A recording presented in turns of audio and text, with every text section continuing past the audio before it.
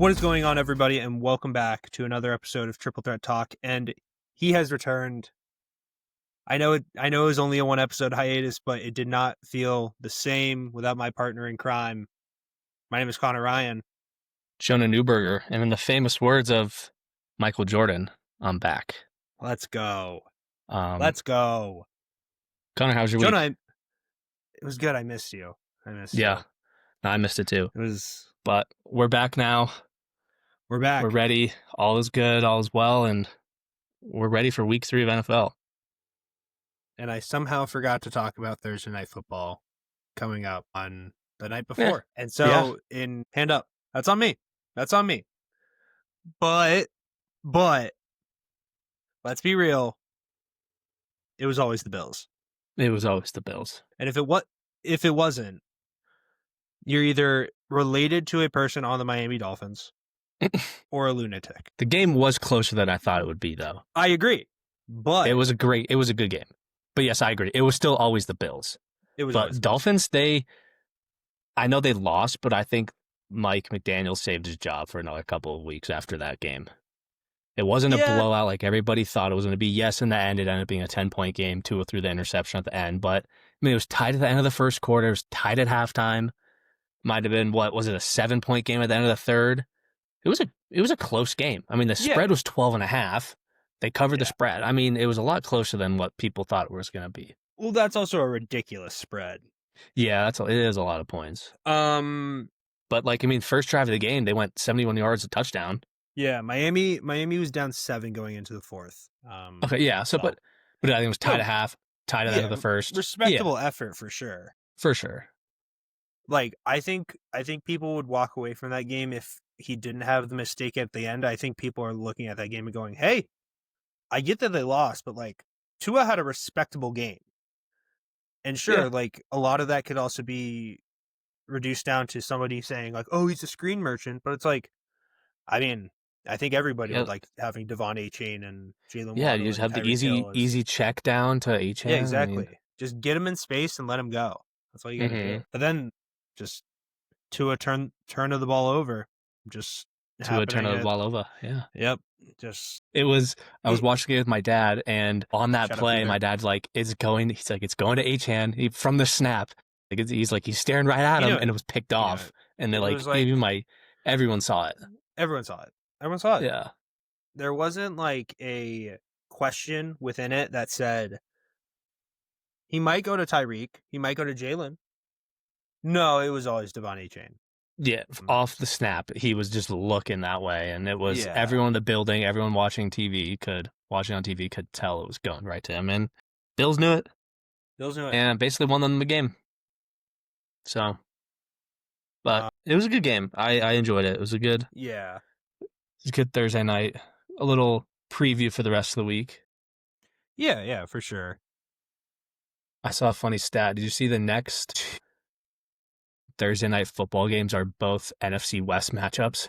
Yeah, I know it's so next week Seahawks next week. No, so Seahawks Cardinals next week, and then Niners Rams the week after. But yeah, I'm just like, I thought that was kind of funny. Like, all right, let's just keep it in that division. Well, also it's like you also have to think like, okay, there must be some other underlying factors where it's like maybe just a lot of the West Coast teams are having road games, and then that means a lot of 4:00 starts. Like I know that's like I'm looking ahead. Is it like week 4 is pretty good? I'm not gonna lie.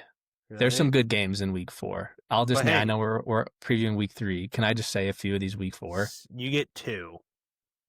All right. I know anybody. Packers at Cowboys. Okay. And then Ravens at Chiefs. Those are just 2 to highlight, but those are both very good. But yes, we are on week 3 right now, and been quite a few headlines coming out of this past week. I know you kind of talked about it. Yeah, Cardi B pregnant. Not where I was going, but yes, that is true. It is confirmed though. Stephon Diggs wants a boy. He needs to stop getting on social media and just play ball, because he has not looked very good the first 2 weeks of the season. Hold on, I'm going to counter that. I think he's looked solid, but he's not doing what he used to, and I get it. He's older. He's come off ACL, but I'm like, dude, just we got to ease him into it. He had last week 4 catches for 32 yards. That's It not. Doesn't matter. Kayshon Boutte is the number one anyway. Yeah. Yeah, he had 1 reception for 16 yards. I'm going bananas for Boutte. It'll be interesting. I'm like not sold. The Patriots have not impressed me the last 2 weeks, unfortunately. I know we won, and I was really happy about that. But just the star players that were there and who should be performing, I feel like have not lived up to the hype going into the year. What do you think? TreVeyon Henderson was like non-existent last game. Dude, I'm telling you the truth. Hold on. Sure, he isn't. He might be the best like skills like offensive weapon they have. He didn't really do much. Yeah. Do you want to know why? Okay, let's take a look. Because Ramondre Stevenson is a dog. Percentage of snaps per New England Patriots running back. Let's take a look. I don't know if anybody was listening to last episode. Not last episode, but the week 1 recap. It was reported that Ramondre Stevenson had played about 35 or 65% of the snaps in comparison to about 35% of TreVeyon Henderson. Jonah, we are aware of those numbers. Are we not? I'm aware. Would you like me to provide you with week 2's numbers? I would love week 2's numbers. Ramondre Stevenson's snap share percentage, 65%. Antonio Gibson, 17%. TreVeyon Henderson, 32%. He has decreased his snap total. Why? I don't know. Now I'm not gonna now hold on. I'm not gonna discredit what Ramondre did. That was awesome. What a play! What a step up in the pocket and what a catch. But it has to be noted. Yeah, no wonder he isn't getting the touches. He isn't getting the playing time. It's the same thing with Amarian Hampton. It's the same thing with RJ Harvey. You're gonna trust the established guy first, and then I get that, and I know it'll take time, but yeah. And I know it's a different situation than like a Bijan or even a Jahmyr Gibbs. Like I know that was considered a reach when it was, but it was like anyway, we got he Christian played well Gonzalez last week. Regardless, it's just gonna take time. 1, 2. It's a Josh McDaniels offense. It's like he's gonna get it there. Mm-hmm. And I'll get into when I think it will begin soon. Sunday? I said I'd get into it soon. But yeah, I don't know. We'll see how they turn out. I know you did a bit of a week 2 recap, but here's the thing I will say. The defensive pieces are showing up. Carlton Davis has played unreal. It's more so just our safety help is not great. Gonzo's back in practice, so he might be there on Sunday.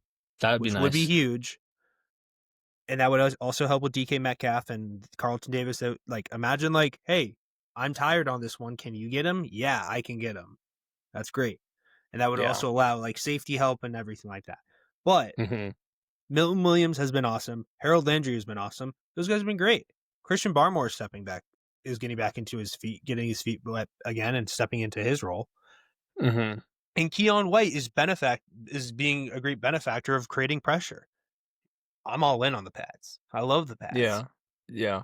Now, numbers-wise, sure, TreVeyon isn't having nearly as big as the impact. Neither is Diggs, everything like that. But they are very much that balanced offense of like, hey, they're clearly not the Cowboys where it's like, we're going to try and get like 400 yards passing and maybe like 80 yards rushing. It's going to be, okay, we're going to be getting about 21 to 28 points a game.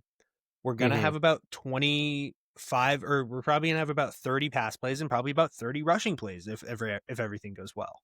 And that's just how it is. It's like, it's not going to be a factor of like, obviously it's like, hey, their pass offense is horrible. Then it's like, okay, we'll go that way more. But I think with TreVeyon, I think it's just going to take some time to get into it and everything and just like get adjusted to the NFL speed. The biggest thing for him is just being able to have it slow down for him.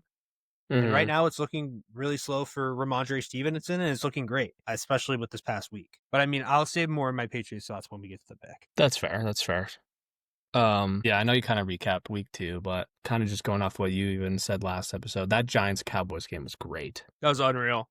I know you said you had Dak in your fantasy league. I did. And AJ had CD.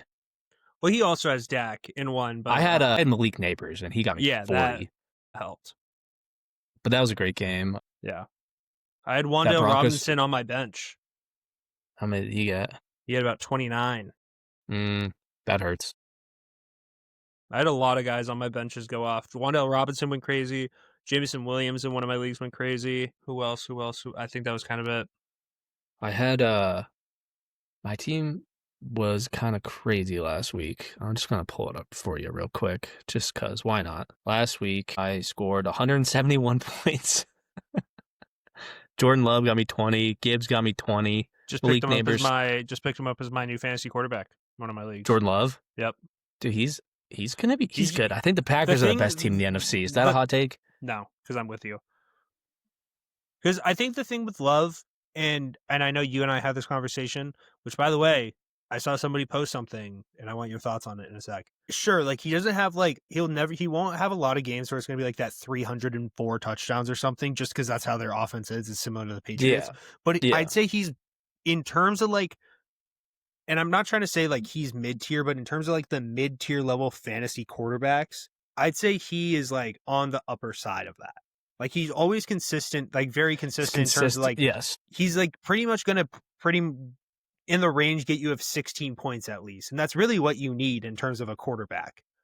He's not turned the ball over. I mean, last week he had 292, 2 touchdowns. Exactly. That's and they won just the game. Under 20 points. Yeah. And also some rush, and he can run. Yeah. If he needs to, yeah. Like, if you're on the one, he's going to just QB sneak it. That's a 6 point. Like, that's great. So, RIP Joe Burrow. That's all I have to say. Yeah, dude, that was crazy. Do you think but they are going to trade? He's giving me 2 horrible weeks. He's giving me 2 horrible weeks. What am I going to do? So he's my fantasy quarterback as well. Luckily, I drafted the GOAT, Caleb Williams. Damn.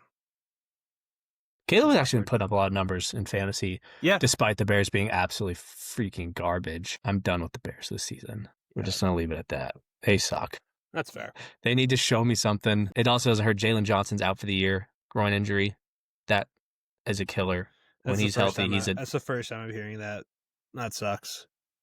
Yeah, I mean, when he's healthy, he's top five in the league at that position. Gonzo. Yeah, I agree. But Jalen Johnson, he's right there. That's just a killer. I don't know, dude. The Broncos have been kind of. No, in terms of like a single guy, it's like it's Surtain. Yeah, he's ridiculous. How about that Broncos game though?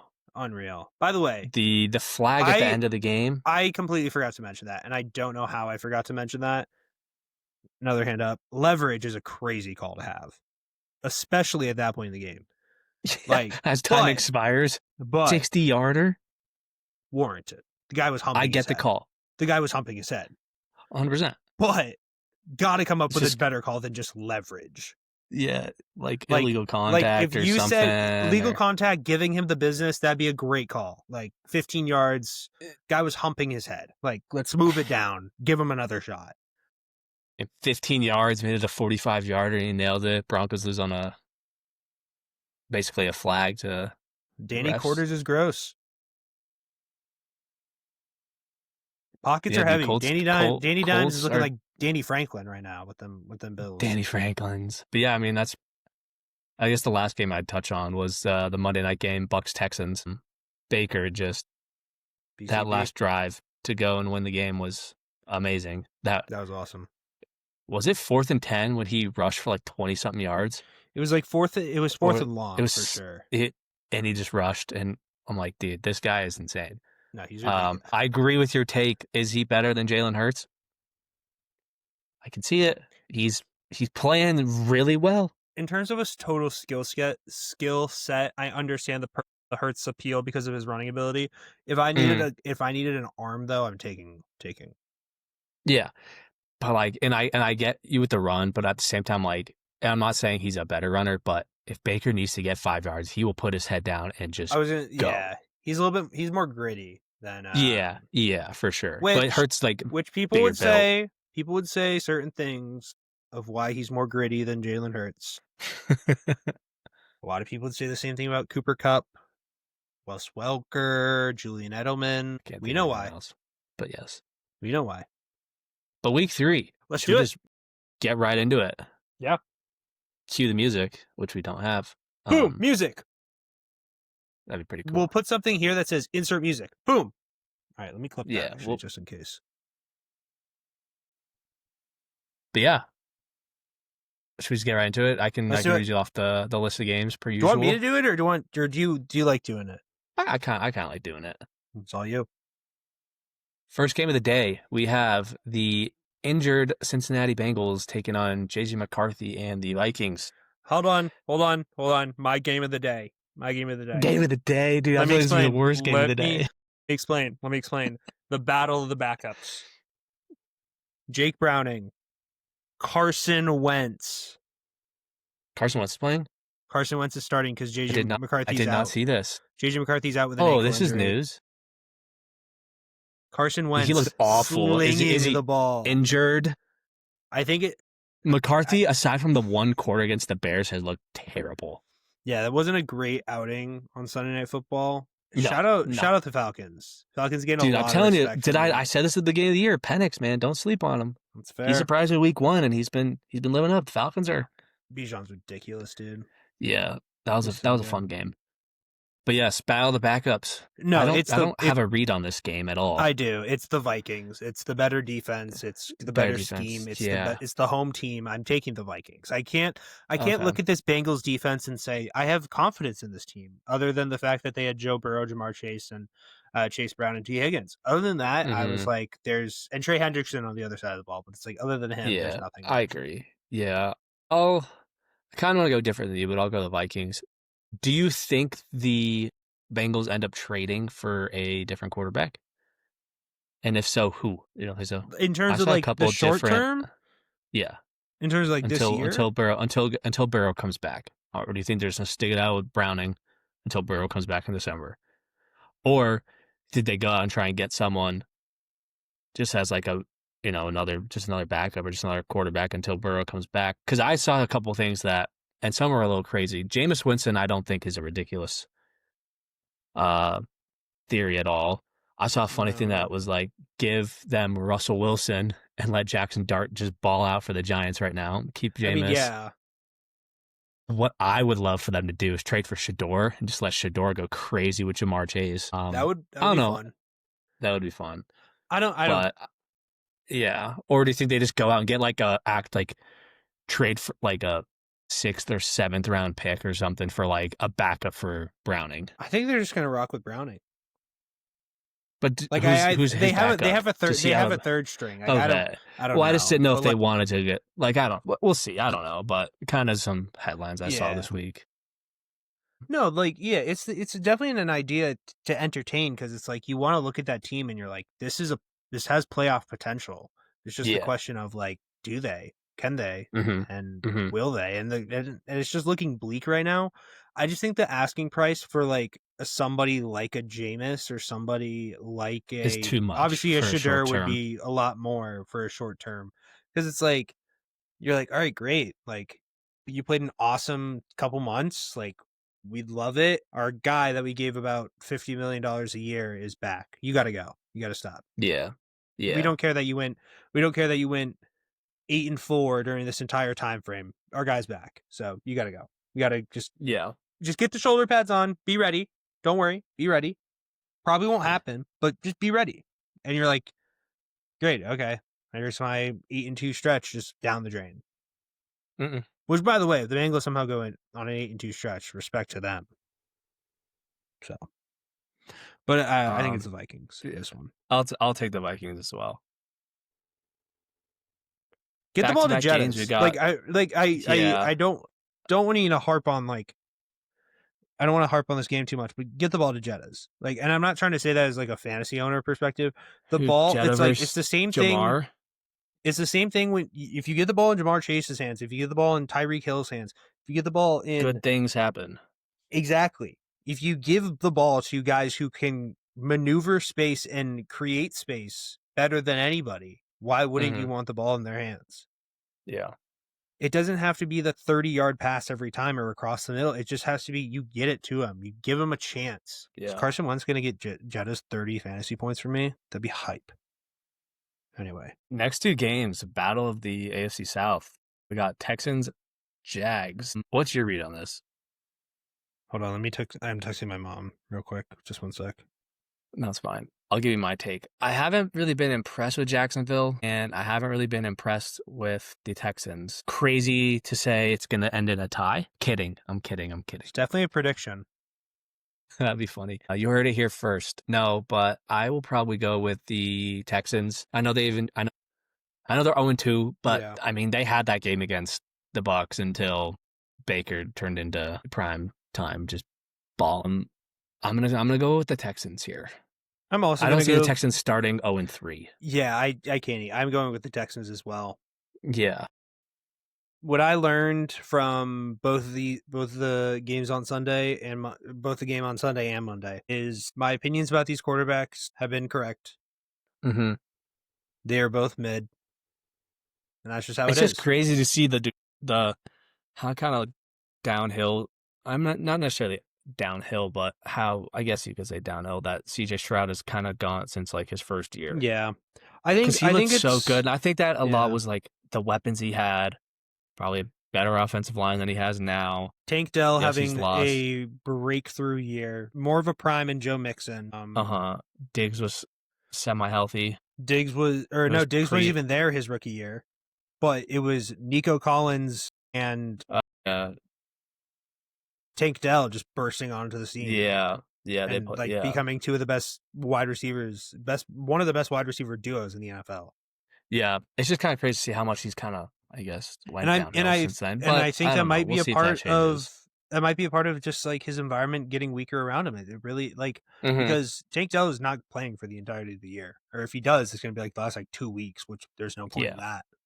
Yeah, but I'm also going with the Texans here. I guess I just trust CJ Stroud a little bit more than Trevor Lawrence. And also I trust the Texans defense a whole lot more than that Jags defense. Except shout out Foyesade Luakon, that guy's the GOAT. Shout out Yale. Shout out AJ. Boom. But yeah, no, I think the Texans, like, the thing is with unless obviously like the Colts go crazy and somehow like win the AFC South, like I just see anybody beating anybody in the AFC South and just like coming. Yeah, I could see that. Speaking of the Colts, that's our next game. Colts at Titans. Colts are a 4.5-point favored. Give me Danny Dimes. I'm rocking with a hot hand. I mean, Colts. Until they prove me wrong, I'm gonna keep rocking with the Colts. That O-line is ridiculous. Quentin Nelson has that group back on to be one of the best O-lines in the entire NFL. Giving Danny Dimes the time that he needs to protect, giving him to attack, giving Jonathan Taylor the hole that he needs to get through. I'm really impressed with the Colts so far. I get the aspect of Danny Dimes is your quarterback. It's that's embarrassing. It's well, I don't know. It's kind of working. So. Yeah, I agree. Give me Colts with the points. Next game on my list. But I mean, the Cam Ward throw. Hold on, real quick. The Cam Ward throw. That was ridiculous. Coming across, going to his right, literally surveying the entire field and throwing to the other side on the left. That was ridiculous. He is one of the better natural arms I've seen in a while. Yeah. I mean, dangerous, but we'll see. He'll get his. Don't you just love a little bit of danger? Yeah, it won't be this one, but you never know. It won't be. So we'll see. Next game. Yeah, we have the boys up from Lambeau. Got the Packers, who I think you would agree with this take, are the best team in the NFC. Taking on Cleveland. I think Packers are going to run through Browns. I think what we might witness is... do we see a rookie QB get in this game? I think what we probably... I mean, we did last game. Dylan Gabriel played a little bit. I mean, I think what we might see is what's the term? It's called a massacre. Yeah, no, I'm scared for Browns fans. I'm scared for what they're going to have to witness. I'm scared for the fact that their franchise sucks and that they have to get beaten down by the Packers on Sunday. So thank God it's a 1:00 game for them so that they can drown their miseries out for the rest of the day. Go Pack, go. They are going to win. Yeah, I agree. Next game, which I feel like we'll talk a little bit more about, we have the Steelers and Aaron Rodgers headed up to New England. You see the Pats are wearing throwbacks this week? I saw. And I saw the throwbacks. Stupid people on Twitter. Trying to be well, how are you called the Patriot? How are you called the Patriots? And the jersey's red. the Redcoats, the English, they were called the Redcoats. You know what I have to say to that? I would use a word, but I have family that listen to this, and I'm not going to say it. But you can go F yourself, because that is the dumbest take I've ever heard. It's the third color on the goddamn team logo. Every team does an alternate jersey. What did you want them to do? Tan? And apparently, a lot of people did. I saw multiple mock-ups, and Jonah, I will find these and I will send them to you. I found fan mock-up jerseys with brown. Ew. Brown, hold on. I need to find one of these. That's terrible. I'm like, I love the red jerseys. Dude. I was sitting in bed. There. I love them. No, I don't know. I like the fact that they are like not that often. It adds to the allure. Yeah, I just love. I wish they did on like a primetime game though, because like outside of it's fair. Patriots Steelers fans who's tuning into this game, like if they had like a Thursday night or a Monday night or a Sunday night home game, pull out the Reds, pull out the retro logo for the middle of the field, paint the end zones blue or the red with the blue lettering of the Patriots. I'm just like, dude, I just love that. It's so sick. Why can't I find it now? This sucks. Pittsburgh's a 2.5-point favorite. What's your take on this game? Go Patriots. Go Patriots. Is Aaron Rodgers going to be able to do it? Get it done? No. Didn't look great last week. Didn't look good against a not that great of a Seahawks defense. The Steelers defense is a joke. In no way trying to say that anybody in the NFL is not bad. Good. But yeah. I think it's fair to say that there are clear examples of good teams, and I think there are clear examples of bad teams. Mm-hmm. I think in the first couple of weeks, we've determined the New York Jets are not that good of a team. Can we agree on that? I would agree. Right? And I think we can now say the Seahawks are a solid team, but I don't think we're sitting here and saying that the Seahawks have this truly electrifying offense. Jonah, would you also agree with me on that statement? I would agree. Now, I want you to explain this to me, Jonah Newberger. How is it that a team that has been prefaced as the cultivator of tough defense for, I'd say, the greater part of the last 15 years, with incredible defensive players throughout your history as Troy Polamalu, TJ Watt, Cameron Hayward, James Harrison, Ike Taylor, Ryan Clark, even though he's an idiot on ESPN. You get what I mean. The point of the matter is, you give up 30-plus points to two of the most mediocre offenses in the entirety of the NFL? I don't care if the dynamicness of Justin Fields is there. You gave up 31 points, or however many points, to the New York Jets. Yeah. They scored 10 points on the Bills. That's a good defense. Yeah. You gave up 31 against the Seahawks. And how did you respond? You scored 17 at home. Yeah. What? I'm not saying it's Patriots by a billion, but I'm saying it's by a small margin. If the Patriots want to be the team that they know they can be, they can win this game by at least 2 touchdowns, and I wouldn't be shocked. But I think it will be like Patriots by like 7-10. I don't think it'll be as large as 2 touchdowns, but if they play the game that they should be able to play, they can win this game by 2 touchdowns. I think pretty easily. Give me the Patriots and the points, in fact. Yeah, I'll take that as well. I love it. Yeah, should be a good game. I'm very excited for it. Wow, there's a lot of 11 a.m. games or 1 o'clock games. Next game we have the Rams. Hold on. Out. Sorry to interrupt. I saw a post the other day, and I want your input on it. It was somebody talking about the best time zone to watch sports in. It's mountain time. It's mountain time. And I know everyone's like, who the hell lives? And it's funny, the only major city in mountain time is Denver. Everywhere else is irrelevant. However, we have the best time slots. 11 a.m. is the morning slate, 2:25, 2:30 the afternoon. We have Sunday Night Football at 6:30. All the primetime games start at 6:30. It's like not too late, not too early. Like by the time they end, it's like 9 o'clock. It's perfect. Let me give the East Coast perspective, because I like, if anybody who's listening, what do you do all day? I feel like half your day's over by the time NFL starts. Exactly. thankfully, I do this podcast, so I have something to edit for tomorrow morning. Yeah. And it's the same thing with college football. And I know you're not a college football guy, but it's like it's just in general with sports. Well, that starts at noon for you, right? But that's 10 for you. That's great. 10 a.m. Yeah. But like, we could touch a little. We'll touch a little college football after this. Like, I have some takes about college football. The thing is, like, having 2 hours is great on the back end. It's a lot better to have that on the back end because it's like the one thing that is nice about having the 1 p.m. start is if I need to go do stuff, I can go do stuff. I don't have to be like, that's the one exception. It's like if I need to go to the dump and take the trash out, if I need to go to the store to get something, I can go do that. Sure, is it going to be a little bit crowded because a lot of people are also doing that? Yeah, but like, that's fine. I'm going to bite that bullet because I'm willing to bite it. But there's nothing like going to get breakfast or something with your friends after a night out and then just being like, oh my God, we're having breakfast at 10. We're going to get home and football is going to be on. We haven't even ordered our food, but everyone at the table is so excited to hit the couch when they get home.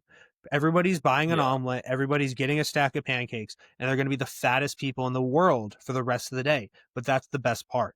There's no waiting aspect. It's like with 1 o'clock is great if you're only trying to watch the one game. Because then it's like, okay, that kind of takes up like majority of your day. Because it's like you don't have a lot of time to do stuff after 4 o'clock end, like after the 1 o'clock game ends. Yeah, and you don't have a ton of time to do like anything you want. Like if you want to go play a round of like 18, sure, you go play a round of 18, but it's like a 7 a.m. tea time for that or an 8 a.m. So I think it's like it obviously varies, but in terms of a sports perspective, 10 and 10 like Mountain Time is by far the best. Prime time is at dinner time, as it should be. A late start game, like a late start Monday Night Football game, is a normal time or then prime time. Yeah. And then it's like I don't mind Central Time. Obviously, I was on Central Time for 4 years when I was in college in Chicago. And that's I didn't mind it. And this is just me. In general, no matter what time zone it is, I don't love the afternoon slate of games. That's fair. I feel like those are the games I like tune into the least. Like I'm usually locked into an 11 a.m. or a morning, early slot game. Yeah, the early slate. Then I kind of just get a little bored. I'm just like, I can't do this all day. I'll go do something else, and then I'll lock in for the prime time. That's fair. But having the Central Time, it was like start at noon, which wasn't terrible. You had like most of the morning to do something, but prime time was 7:20, which wasn't terrible. But well, it's just like if I had an extra hour, even just an hour, on like in terms of like, because for example, 8 o'clock last night, 7 o'clock rolled around, and my brother and I were just like, we're done with dinner. What do we do? Like we're waiting for the football game to start. We watched Seinfeld. It was great, but like we're just like sitting there, and it's like, what do you want us to do? Like we're just like, we're gonna be sitting here for the next and then it's like you want to watch the entire thing because you care about football and you like watching football. Oh, so great! It's 11:30 and damn near 12 o'clock when I'm done watching this game. Oh, I have to go to work tomorrow. Yeah, it's like, what's the point? Yeah, no, I would agree. I want them to like put more after like a game or two from the 1 o'clock into the afternoon more. But then I know it's just going to be like it doesn't matter. It doesn't fix anything. Did you watch the BC game last week? I will touch on college football. No, BC's a joke. They lost to Stanford. Did that game? They lost? Yeah. What? Jonah, we'll talk about that. I had just as like I said this to AJ after the Pats game. If the Patriots lost, that was quite literally the most depressive weekend I could have ever asked for as a sports fan. I was like, the Red Sox, I think, got like damn near swept by the Yankees. What was it? It was they damn near got swept by the Yankees. The BC lost to Stanford, and then the Patriots like almost lost. And I was just like, great. And then I was like, oh, Jason Tatum's also hurt. My life sucks. Just remember that Jason Tatum's also hurt. By the way, we'll touch on. By the way, a parent report came out on him. Celtics are super happy with his progress that he's made, and they're even more happy with the fact that he's been staying there for like majority of the summer. It's basically like Monday through Friday, he's there. After his Friday workout, he goes on a plane, goes somewhere for a weekend, and then comes back. And he'll train while he's there. Yeah. So Dude, that's great. I'm so excited for basketball, but I just like not looking forward to the first game of the Celtics and Tatum's not on the court. He's gonna look so handsome on the sidelines, though. Do you think he'll be at every game on the bench? I think he'll be at like I think he'll be at like, or at least just the home games. Yeah, for sure. I think he'll be at like 60% of the games. Maybe like a short in the travel. Bench? Do you think he'll be on the bench, or do you think he'll be like in a box? No, he'll be on the bench. Yeah. As much as I think he is like a quiet, keep to himself guy, it's like I think like he wouldn't be doing what he's doing this summer if he wasn't going to be a bench guy like that. You know? Like I think go to like California or something and rehab, and I think he knows like the importance of his knowledge and his aspect to the game. Like, and I think a lot of the Celtics organization is aware of it. I think a lot of people are going to have the wake up call of just how important Jason Tatum is to the Celtics this year.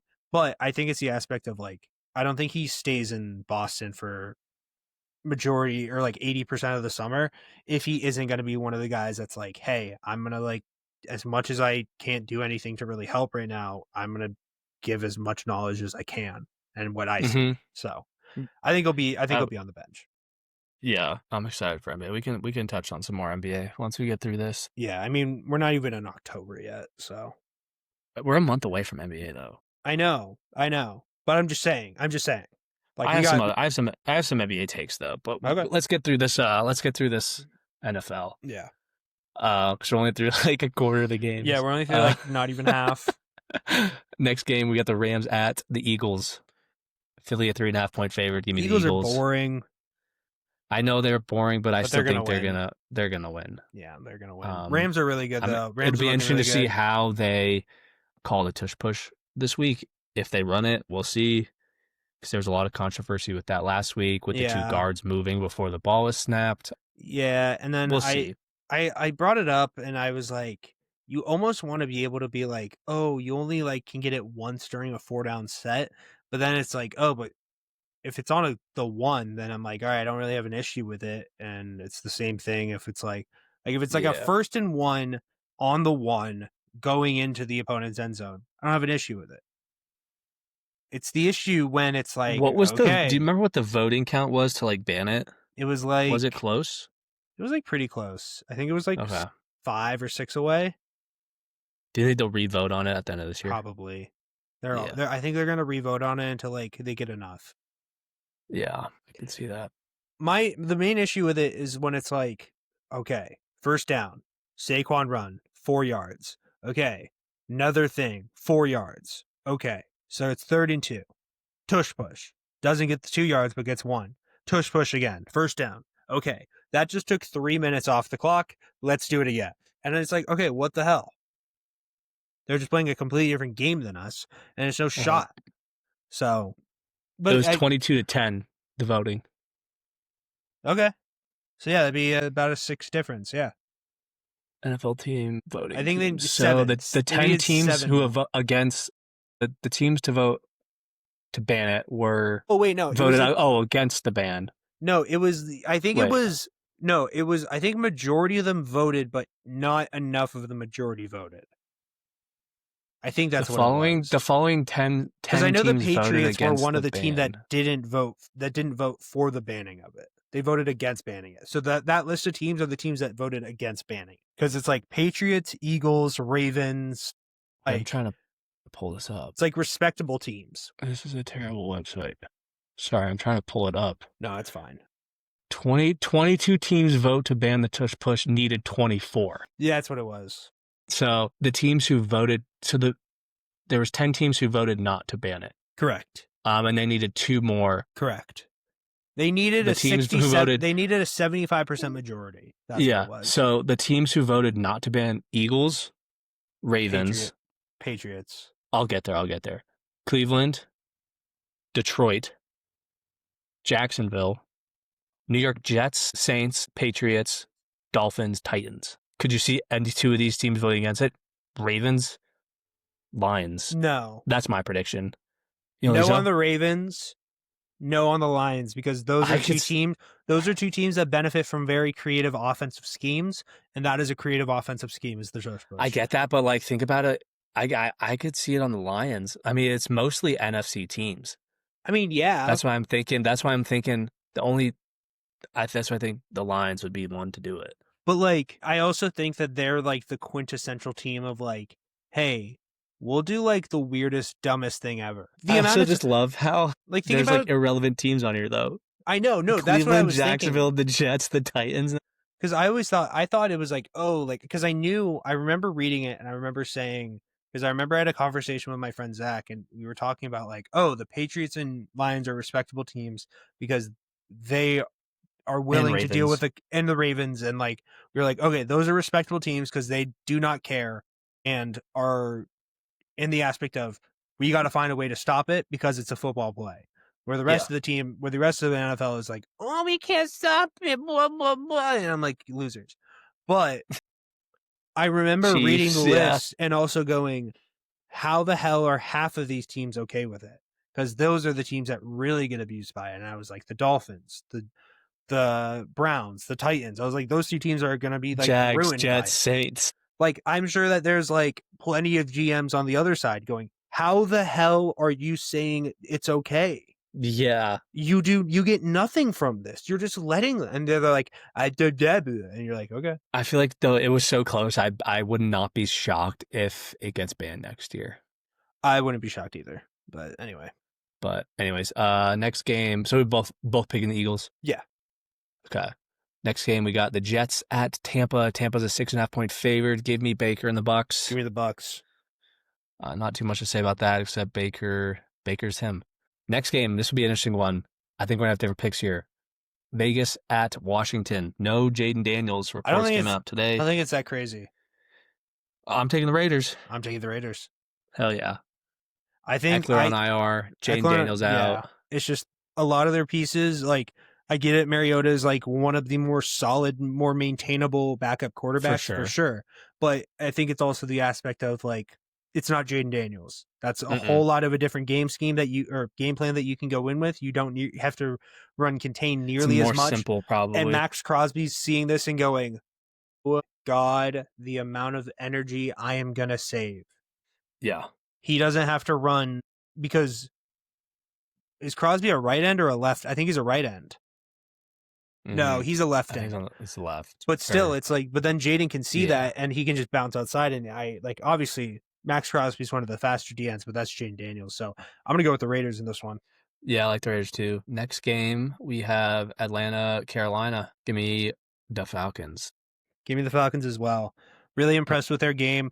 I was really impressed with the performance that the Panthers had against the Cardinals. That was a complete joke of a game for the Cardinals, and the fact that they said, okay, we had a good first drive of the second half. We're done. Let's back it up. Let's go home. Backdoor cover. What a cover. What a cover it was. I was pissed. Because I had the Cardinals cover on that. That's fair. But yes, give me the Falcons. I'm loving what I'm seeing from Penix and Bijan, and I just think they're going to continue to roll. Pitts looks maintainable right now. Yeah. He looks solid. Yeah.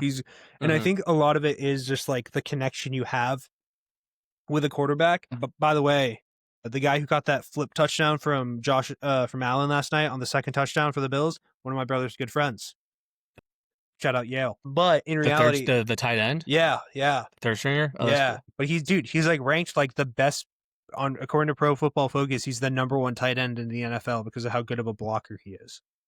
Hell yeah. That's awesome. That's such a random thing, but that's sick. The Bills have so much depth at tight end. I know. Because it's Kincaid, Knox, and and Hawes.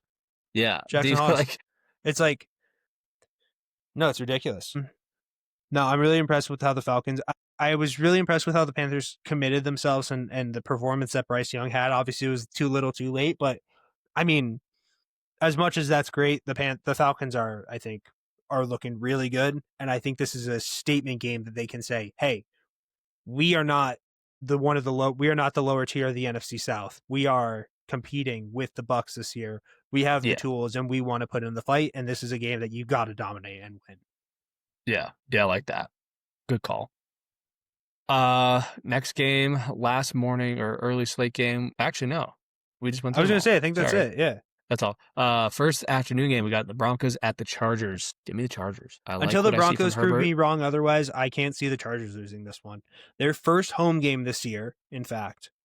The Herbert's gonna love being back in SoFi. He's gonna be throwing that thing thousands of miles per hour. Quinn Johnson looks legit. I'm not saying legit, but I'm saying he legitimately looks like a He can wide ball. receiver. Yeah. Lad McConkey's Lad McConkey, and if they get that running game going, it's kind of a wrap. That defense Yeah. looks solid too. Yeah. I know they have clear. They like obviously any defense will have moments where they don't look great, but consistently, like I mean, you're talking about a team that held the Chiefs to 21 points and then making them and forcing a loss on their end, and then also going against a team that put up 30 the week prior and only allowing 9 points all on field goals. Like that's a legitimate defense. So the Chargers look really good. Herbert has a if he continues at this pace, Herbert has a legitimate case at MVP this year. For sure. I like that. I think they're right now. I know Kansas City's 0-2, but they're looking like they could win the New division. England Patriots are statistically better than the Kansas City Chiefs. I don't want to hear anything about it. I love it. Mahomes sucked. I'm kidding. Next game, we got the Saints going up to the 12th man and Seattle Seahawks. Seahawks are 7.5-point favored. Give me the Seahawks. I don't know. I like it. I think the Seahawks are a good team this year. I wouldn't be shocked if the Saints this year go like, oh. I think they'll still win at some point. I just don't know when. I don't either. If I pull up their schedule real quick, they got they've already lost the Cardinals, lost the Niners. They got at the Seahawks, at the Bills, LL, Giants. Possible, but not really. Well, the way the Giants been playing, I think the Giants. Home against the Patriots. L. At Chicago. A home versus Tampa. At the Rams. At Carolina, maybe. That's a toss-up. That's like their first. Yeah. What week is that? 9? Something like that. 8 or 1, 2, 8 or 9 3, or something? 4, 5, 6, 7, 8, 9, 10. They can get a win before week 10. I'd be a pretty happy Saints fan. Then they got the Falcons. God. At home, at the Dolphins, at Tampa, Carolina again, home versus the Jets, at the Titans, at the Falcons. It's a brutal schedule. That's tough.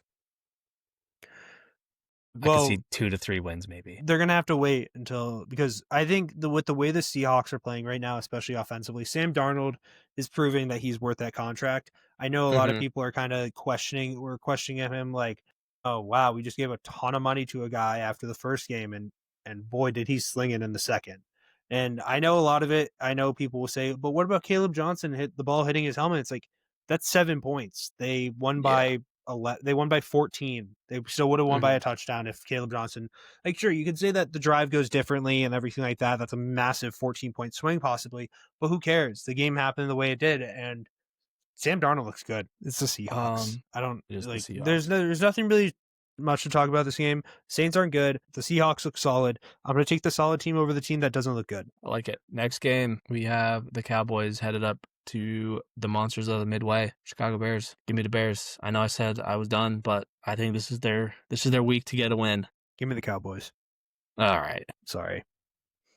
I've been like, their defense doesn't look great. I'm not gonna lie. No, it doesn't. The Bears defense is not looking great. I was mainly Jalen Johnson. I was talking about the Cowboys.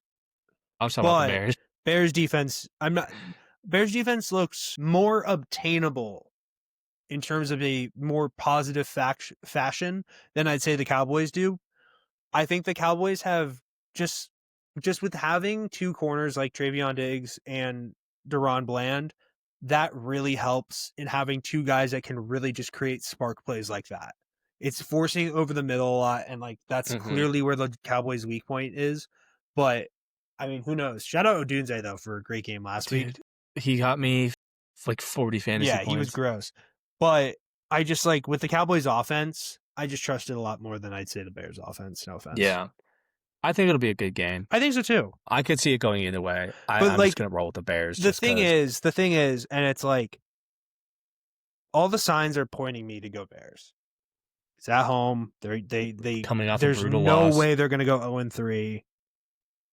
Just like Ben Johnson just got demoralized in his reunion, and I just like I want to take the Bears, but there's something telling me Brandon Aubrey is going to be Brandon Aubrey, and I'm just going to be like blown away by his leg again. Pause. Yeah.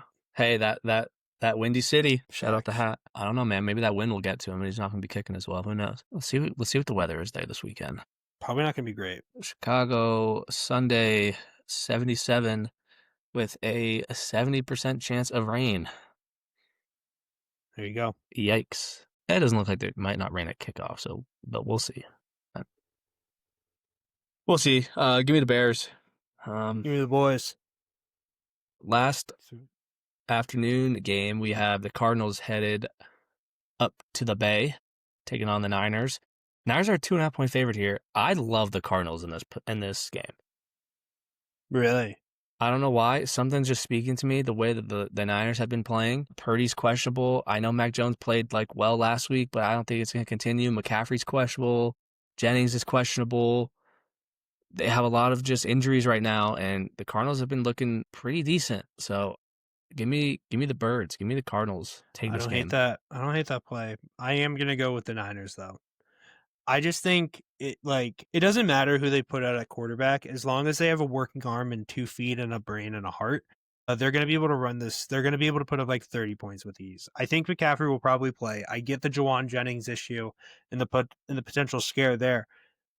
I just think this defense is looking really good. Fred Warner's all over the ball. I think I get like losing some of the players over the past couple of years, like a Charvarius Ward and like a couple players here and there, like a Dre Greenlaw, like that hurts obviously. But like when you have the foundation of a player like a Fred Warner and a Nick Bosa what's their safety's name? Hold on, let me take a look here. Just one moment. I was definitely thinking of somebody else,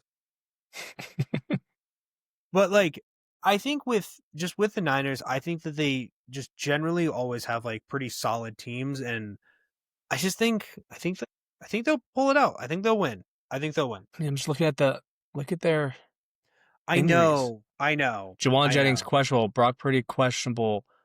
Brandon Ayuk out. Kittle. But bro, IR. they got Ricky Pearsall and Kendrick Bourne. You gotta Kendrick believe. Yeah, dude, he got picked up. I don't know. Give me the Cardinals. By the way, Christian McCaffrey. Statistically, what? Christian McCaffrey go ahead. Doesn't have a Q around his name anymore. He is listed as active. Yeah, but dude, one weird tackle. He's hitting the blue tent. He's gritty, man. I'm still riding with the Cardinals. I don't think that's a bad pick at all. I don't think that's a bad pick. I'm just giving my perspective. I like it. Thank you. Statistically, probably the worst game of the week. 2 0-2 teams on Sunday Night Football. I'm trying to see if they're. What are we doing, NFL? Yeah. Give me the Giants. You got the Chiefs at the Giants. No, dude, I kind of want to do the Giants. I do too, but like that's like I like it. I like my record. The Chiefs have never won an away game at the Giants. More you know. The more you know. Did you know that? I actually didn't. They're 0-7 all time. 0-7 all time when playing at the Giants. So is that going to change your mind at all? No, Chiefs. I'll probably go with the Chiefs as well. But I could see it being a close game like the last game was. I don't know. I think this would be a great game. But yeah. Sorry, I was just doing some math on my record on the year. I'm 23-7. Only 7? I'll have to do I'll go through mine after this and figure out what mine is. But no, I think I'm probably pretty close to you. It's the Chiefs. I can't see it going any other way. The devil magic it's boiling in its cauldron. It is rising to a peak that we are going to be experiencing once again. It doesn't matter how far you try and run. It doesn't matter how far you think you can get away. The fact of the matter is there is a MFer named Patrick Mahomes who sounds like Kermit the Frog, who is going to be in your nightmares as long as you think he is alive, which he is. And that's the unfortunate truth. The fact of the matter is you're done. We're giving him momentum. They found the special potion, and the special potion is Tyreek Hill probably going to be traded back to them in week like 7. I don't know. They claim they haven't received any calls for Tyreek Hill. I know. But by the way, I know I said this earlier and I completely forgot to bring it up. Remember I was talking about Jordan Love and the Packers and how I think there was a picture I saw that I think would be really interesting, and I think would really help the Packers. Tyreek Hill in a Packers uniform. That would be nasty. That would be gross. Matthew Golden and Tyreek Hill on opposite sides, or same side, and you can just put one on the outside, one on the slot, and just cross them. Like, it's a lot of speed. So I don't know. That would be interesting. That would actually be really interesting. Just speculation, but I think the Chiefs will win. I like that. Give me the Chiefs as well. And we ended out. Last game of the week, Lions at Baltimore. Let me Google something, but what's your take on this? I think we won't see the level of offense that we did with the Lions as we did against the Bears, and I think that's just because of schematically and also just atmosphere-wise, it's going to be a whole lot different than a dome, but it will be warm in Baltimore, or at least manageable. They're not going to let it happen again. Give me the Ravens. They're not going to let it slip away on prime time once again, like it has been for the last 2 years against the Bills. Because if you're Lamar Jackson and you play anybody that isn't the name of Josh Allen or Patrick Mahomes, and also it doesn't have anything to do with the playoffs, he's like the greatest quarterback of all time statistically, like the highest passer rating in NFL history in terms of a career. Now, does that make him the greatest of all time? No, but what I do know about passer rating is it determines if you're a good quarterback. And if you have the highest of all time on average, I would just say that's pretty good quarterback. Yeah, I can't see it, like I can't see the Ravens being 1-2 and then the Bengals being 3-0 possibly in the spots that they're in, you know? Like there's very much a possibility that could be how it is when you and I are talking next Tuesday or Wednesday. Yeah. And that's ridiculous. Yeah. Like a team, like sure, like God bless the Bengals for being 3-0, I guess, then at that point, but it's also like we just took away your guy for 3 months. These guys are just letting it go. So, but I think the Ravens. I kind of want to go different here, and I kind of want to ride with the universe. Like, here's the thing: I don't have any. No, let me. I got a stab for you. I don't have an issue with either. It's No, I will probably end up going Ravens. However, do you know what Monday night is? 3rd. Well, it's 22nd. That has nothing to do with it. It is a waxing crescent moon, and the Lions are 9-1 during these moons in the last 2 seasons. 9-1 when the moon is waxing, whatever the hell that means. I think waxing is it's a waxing crescent moon, a waxing gibbous. I mean, dude, the universe is telling us it's a waxing moon is any phase of the moon after the new moon and before the full moon, during which the illuminated area of the moon appears to be growing from Earth's perspective. The word waxing means increasing, and it describes the increasing portion of the moon that becomes visible and brighter each night until it reaches the full moon phase. I love it. The universe is telling us it's Lions money line. The Lions are going to win this game. Do you know what it's called when after the full moon? Is it a waxy gibbous? No, it's a waning gibbous. I got half it right. That's pretty impressive. Then after the last quarter, before the new moon, I took astronomy for a semester. Crescent, and then after the new moon, it's a waxing crescent. The more you know. Well, we're in a waxing crescent on Monday, aka Lions are going to win this game. I'm kidding. Give me the Ravens. There's the switch. There's the switch that we've all been waiting for. I have Lamar's my fantasy quarterback in one of my leagues. I mean, the Ravens have just looked so good. Yeah, the Lions look great. I think the Lions have started to figure it out a little bit more. I think it's going to be a close game. But yeah. I wouldn't be shocked if the Lions just look up in the sky and they're seeing, wow, it's a waxing crescent moon out right now. And they're just like, we got to go win this football game. The waxing crescent for us? What? He's looking up in the starry nights of Baltimore, and what does he see up in the sky? Crescent. A waxing crescent moon. Dan Campbell is like, we're going for it on every 4th down. We got to win this game. The universe is telling us we got to win this game. It was always about the waxing crescent. It was never about Jared Goff, Amon-Ra St. Brown, and Jahmyr Gibbs. It was never about Lamar Jackson and Derrick Henry quite literally being the greatest rushing duo in NFL history. It was always about the waxing crescent. It's the waxing crescent. It was right in front of us the entire time. And what did we say? Ravens money line. You've been blocked. You've been blocked. You've been virtually blocked. But yeah, screw it. See. I'm with the Crescent. I want the Lions. I changed your mind. Let's go. Let's go Lions. I'm writing under Lions for the Crescent. For the Crescent. For the Crescent. That should be the title of this episode. It's For the Crescent. For the Crescent. For the Crescent. Week 3 hype. Second parenthesis set. Triple Threat Talk, episode 14. Love it. I love it. Well, that's our week 3 preview. Week 3 preview. Just get some NBA talk real quick. Sure. Might as well. Real quick. Did you see Starting 5? I did. Out in about a month. October 16th? 16th. I love the lineup this year. And it's just funny how last year, I'm going to pull up the guys from season 1. It was LeBron, Tatum, and Jimmy, Sabonis. And it just, if you look at the storylines, it worked out perfectly. With Tatum winning the chip, you had like Ant rising to superstardom. Ant rising, Braun, Sabonis. Just Braun being Braun. Sabonis kind of being in the midst of like the downfall of the Sacramento Kings again. And then Jimmy Butler having like this like issue with Pat. Now it's MVP Shea. So we got the Thunder who won it, SGA. Yep. And, he had a crazy season. And then Halliburton, who was also in the finals. Exactly. Then he like hurt his Achilles. That'll be interesting. You have Jaylen Brown, the Celtics. That'll be interesting, especially what happened with all of them in the playoffs. And then you have James Harden, which they went to a crazy game. They did really well. Denver. They did really well. And then the Suns who just like couldn't get there. Dude, like they knew the script. They knew it's going to be great. I'm looking forward to it. I really hope that just like, season 3, we have Jokic. And then we're just going to be like, oh, God. Dude, that'd be, who would you want on season 3? I know that's a year away. Off the dome? Didn't we make a prediction about this? No. Us? No. I made a prediction about this somewhere. I'll give a quick 5 that I'm like, I'd love to see. Wemby won by far.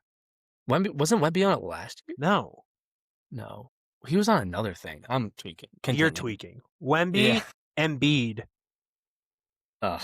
I just want to see like his perspective on things and like being in the. You write your 5 down. I don't want to hear. I don't want to get. I'm writing my 5 down because. Okay, fine. All right, because I don't want to be.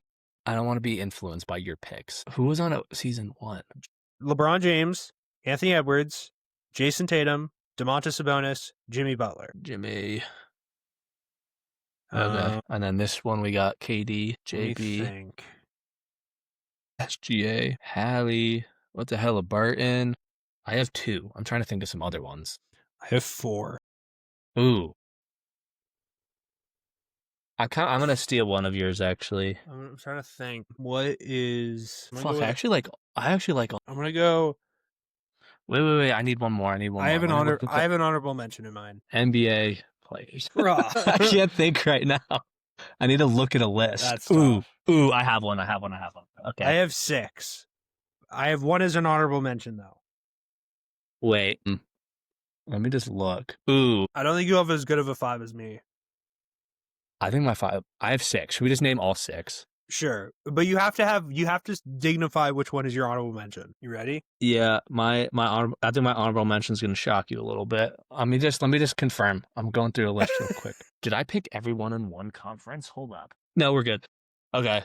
Do you want me to go first? Or you want to go first? I guess I'll go first because I had. Okay, give me your 5 and then your 6th man. So the first 2, obviously I listed, were Victor Wembanyama and Joel Embiid. Okay. I want the Wemby side, obviously, just because of how young he is, and I just want his perspective. And I want the Embiid side because it's like, hey, come off injury. Like, I want to be able to humanize him a little bit more and be like, hey, like, I understand he like has the injury issues. Skill wise, he's one of the best players in the NBA, and it's like it's a talent that is just needs to be focused on and needs to be given more respect in terms of the aspect of, hey, like. He's one of the best scorers in the NBA as right now. Next up, I have Ja. I have Ja Morant. Just with all with like how much of like the success of the 2022 year was, and like literally being a game or 2 away from facing the Mavericks and then maybe going to the finals that year. And infamously saying I'm fine in the West. Fine in the West. To like have like the year that they did last year with losing Jenkins and then kind of like having all that stuff kind of happen at the end, I think it would be pretty interesting to see what that would be. Mm-hmm. And then the next three, I guess, are kind of all in the same. No, actually, no. This next guy is definitely not in the same spot. But Giannis, I just want to see what's going on in Milwaukee. I want to be able to get his perspective. Like, I know it's all of this is perspective things. It's like, well, yeah, because it's a perspective show of NBA players. And I want to be able to see what's going on in the Milwaukee system and how he really feels about it. And then the final one is Jalen Brunson. Just All right. I get it, but We have like identical lists. and my honorable mention is Donovan Mitchell. Okay. Okay. Brunson, I think, just would be like it's like I feel like you need like a guy who's like supposed to be on one of the teams that's supposed to be projected, and it's like out of the guys I just named, I'd say Brunson has the best chance out of that list. So I'd go Mm-hmm. him. My honorable mention, Donovan Mitchell. Why not? Because we're talking about a guy who wants to be considered one of the top like 7, 6 best players in the NBA. Top 6, 7. I knew you were going to do it, but you can't make it past a conference semifinal. So how about you get to a final first? Same with you, Embiid. But Yeah. yeah. All right. What's your list? Well, I kind of want to change it up a little because we had Give me your 4 original. of the same. Give me your original. No, this was my original. I had Giannis. Okay. I like that. I had Brunson. I had Curry. I like Okay. Steph Curry on there. Yeah. I think he'd be fun in front of the cameras. That'd be good. That'd be good. And then I was kind of tossed up between the next 4. 2 of them were Embiid and Wemby. Just give me all 4. I had Embiid and Wemby, but then I also I took this guy out because I'm like, I don't think he'd be cool on camera. Was Jokic? I feel like he'd be kind of boring just because like he's not a media guy. Yeah. But it would be interesting. So I kind of scratch him out. And then my like honorable mention, or even you could throw him in, would be Luka. And then just a fun one, I was like LaMelo Ball. I thought you were gonna go. Yeah, that would be pretty good. I thought you were gonna go like a little bit like weirder and crazier, and go with like fan favorite, but somebody that you know is kind of on their way out. I thought you were gonna go either Russ or CP. I was thinking Chris Paul, but I think I kind of put Curry in that kind of that like vet spot. Yes. Well, I think it'd be fun. But I would also counter this. I want to know what their questions on their legacy is, because those are 2 guys that you and I think would both agree when we both think about them. We would, I think, primarily think positive things about them. And like, because you and I both were in the aspect of like, sure, we were on like we were on like the back end of Chris Paul being the demon that he was when he was in New Orleans. But like we saw him all through the Clippers. Oh my God. But like the Clippers version, like, that is a player. I loved the Clippers. That was such a fun Lob City. Him and Russ are 2 players that you look at and you're like, how did these players not get a ring? Yeah. And you're like, dude, I think, is Russ still a free agent? Yeah. Did you see the reports that, and it could be fake, he might sign with Boston? Russ? Yeah. Sure. Let's do it. So I'm down. Sick. That'd be so sick. How about this? If he signs, I'll buy it too. No. Genuine shake on it. If that's the first time I've ever heard somebody say that, if it happens, I will buy you a Russell Westbrook Celtics jersey. Hell yeah. You're like, yeah, it. like that's literally Dude, all like, that'd be awesome. Dude, I want Russell. That'd be so sick. Yeah, I like your 5. I think I'm excited for starting 5 season 2. I mean, we basically got, if we were looking for drama, we basically got that with Pat Bev and Trae Young. Yeah, dude, that was interesting. So I know you said that you've been reading into it. I guess I'll give my perspective on the entire. Yeah, I kind of was just tuning into. I didn't see everything that Pat Bev said. I saw some things, but then I saw like Trae Young's whole video where he kind of just clapped back at him last night, and I was like, all right, I'm kind of siding with Trae Young here. But I want to hear your thoughts. Pat Bev went on his podcast, the Pat Bev Pod. Shout out Roan. And basically, long story short, said this to Trae Young with the regards of, I'm a better winner than you. I've done more than you. I'm this, I'm that. You don't get to be in these conversations. Okay. Somebody brought up talking point. Pat Bev said, or somebody basically made a comment like, why do these summer runs get so good and so intense, but the NBA All-Star game is a joke? And Pat Bev basically was like, because the money, because like the players, like they don't care, like, and Trae Young basically was like, relax, leave this to us, as in like the All-Stars. Pat Bev then obviously was like, no, like I'm better than you. Da da da da da da da. Which statistically, not true. I get, and then Trae Young responds with the aspect of, I've been to the same amount of conference finals as you. When I win playing games on the road, I get ready for the next game or the next series. When I don't, and not when I'm winning playing games at home, I'm not taking off my jersey and crying like I just won the NBA Finals, which is a very valid point to make. Yeah. But then Pat Bev is basically like, oh, Trae Young gets everyone fired. Da, da, da. So that's like basically the extent of it. It started off with a Twitter response, and then it just got dumb. But Trae Young is busting, and I love Pat Bev. I'm a surprisingly Pat Bev guy. Me too. But it's Trae Young, and I get the aspects of but Pat Bev was never the guy. Trae Young brought up some good points. He was never the guy. He's averaging 28 points. Trae Young has always been the guy. Pat Bev never was. Oh my God. Sorry. Red Sox just hit. Red Sox got a run. I saw they were losing last time I checked. They're up 4-3. They're up 4-3. Hell yeah. 1-run single, Nate Eaton. Let's go. 5-3. Playoff berth, though. Doesn't matter. 5-3. Sox. Let's go. Anyway, back to the story. Yeah, no, it's Trae Young. It's like Trae Young, he was like, I was 19 when I entered the league. You were 24. You're 24. Or no, he was like, I was 20. You were 24. I've been to more All-Star games than you. Da, da, da. And it's like, yeah. And then Pat Bev's response is, Trae Young gets everyone fired. Okay.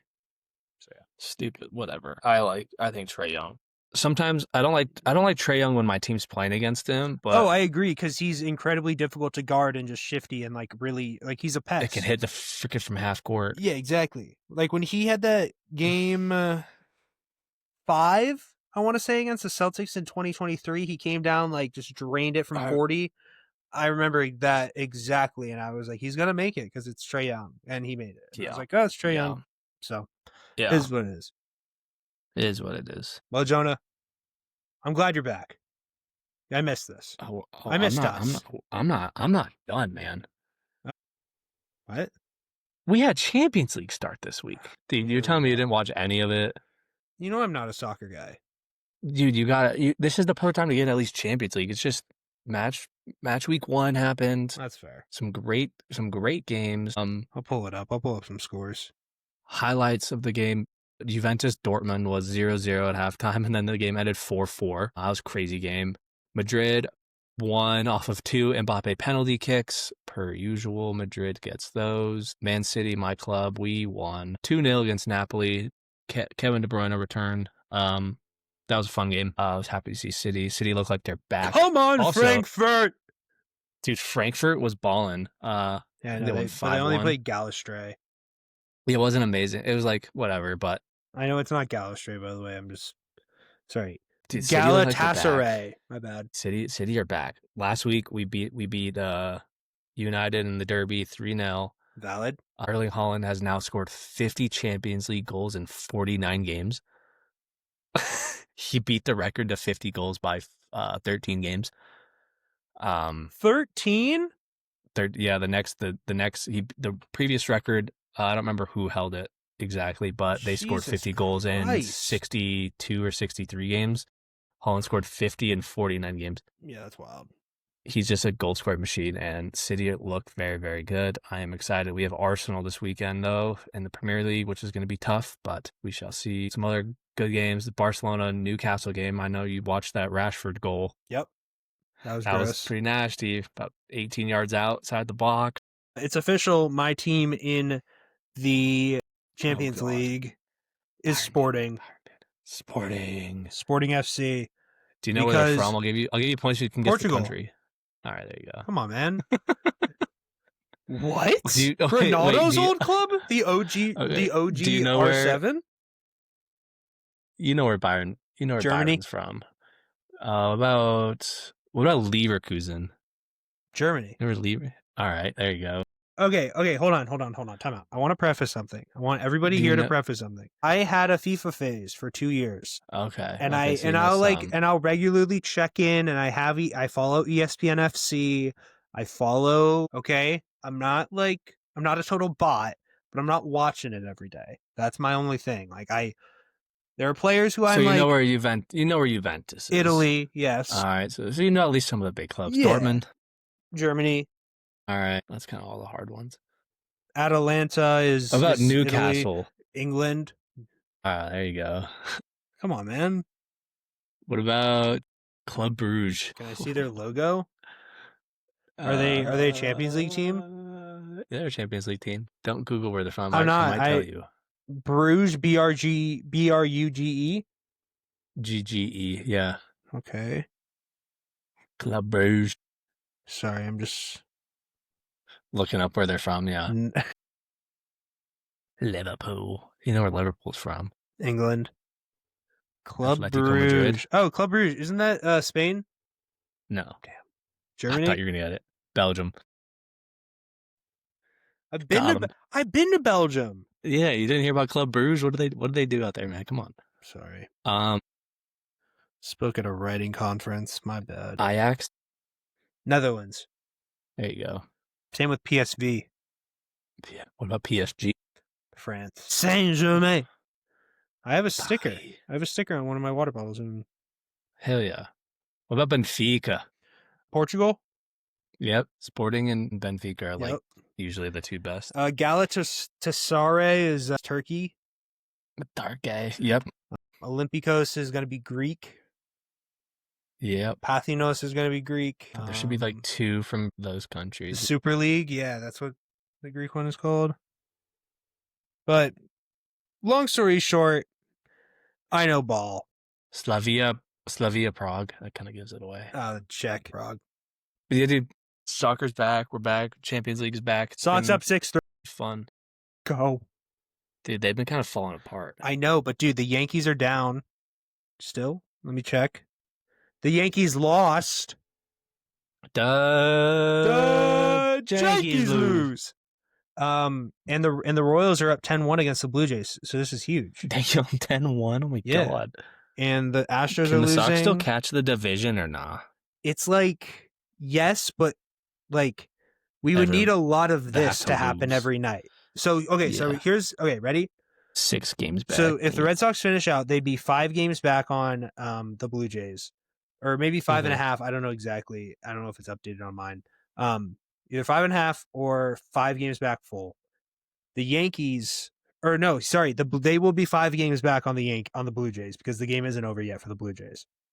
The Yankees lost, so the Red Sox are 3.5 back, but will most likely get to 4 games, or it will most likely. They're 2.5 behind the Yankees. They'll most likely get to 2 games. Long story short, they can get back to winning the division. They play the Blue Jays in beginning of next week is they play the Blue Jays and everything. In terms of that though, I just don't think it will happen, unfortunately, but still, it could for sure. Hopefully they can just make the playoffs. Trevor Story, bases loaded. Oh my god. You watching the game? I know. I'm just following it on Reel. I'm going to pull it up. And play runs. Sports-wise. I don't know, dude. I've been so locked into soccer recently. It's just such a good sport. City play Monaco next week, or 2 weeks, Champions League. That'll be good. Want me to tell you? No. I'm going to pull it up because they're not pitching. What's going on? No, I know. But it says in-play runs. And now, dude, Bregman's talking to the ump. They're literally having a conversation. Okay, well, it was because it was a grounded fielder's choice to second, so he scored and nobody got out. Durant to second on a fielding error. Okay, so that's why. So there's a fielding error. Bregman's up to bat. Bregman's up and 7-3 bases loaded. Okay, I think we need to end the pod now because it's like go talk into this because we're just gonna be watching the. We really appreciate everyone for watching this episode. Jonah, welcome back. Yes. Go Sox, baby. Go Sox. We'll be back with another episode next week for the Week 3 recap and also Week 4 preview. Until then, Jonah Newberger, any final words for the people? Man City's going to beat Arsenal this weekend. Love it. Go Sox, go. We love you all. We will see you all for the next episode. Peace out.